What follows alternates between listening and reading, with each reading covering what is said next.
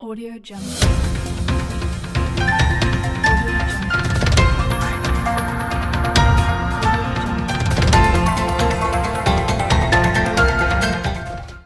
বর্তমান পরিস্থিতিতে বন্যার চলাকালীন সময়ে স্বেচ্ছাসেবকদের ভূমিকা আপনি কি বলে মনে করেন?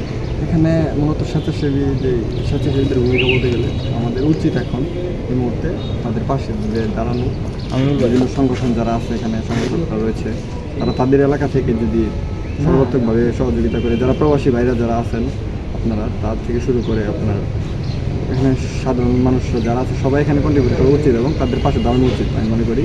এখানে বিভিন্নভাবে ফান্ড কালেকশন করে তাদেরকে, এখন আমাদের যে ওই বন্যা যে পরিস্থিতি বর্তমানে বাংলাদেশের মধ্যে খুবই ভয়াবহ অবস্থা রূপ নিচ্ছে, তো এখানে তাদেরকে শুকনো খাবার থেকে শুরু করে তাদেরকে আবাসস্থল এবং পুনর্বাসন যেটা আছে সম্পূর্ণভাবে তাদেরকে ওই জায়গার মধ্যে সেট করা উচিত। তো এই জন্য আমি মনে করি যে স্বেচ্ছাসেবীদের ভূমিকা এখানে অপরিসীম গুরুত্বপূর্ণ। এখানে আরও উচিত হচ্ছে আপনার এখানে সমন্বয়ক টিম থাকা প্রয়োজন, যে প্রত্যেকটা উপজেলা থেকে কিংবা প্রত্যেকটা ইউনিয়ন থেকে যদি এরকম একটা সমন্বয়ক টিম থাকে, তারা যদি যায় এখানে বুথ নিয়ে যেতে পারে, বুথ নিয়ে আপনার এখানে তাদেরকে উদ্ধার করলো, তাদের সাথে সমন্বয় করে যদি কাজগুলো করা যায়, তাই আমি মনে করি স্বেচ্ছাসেবীদের জন্য এটা অনেক বড় একটা প্লাস পয়েন্ট।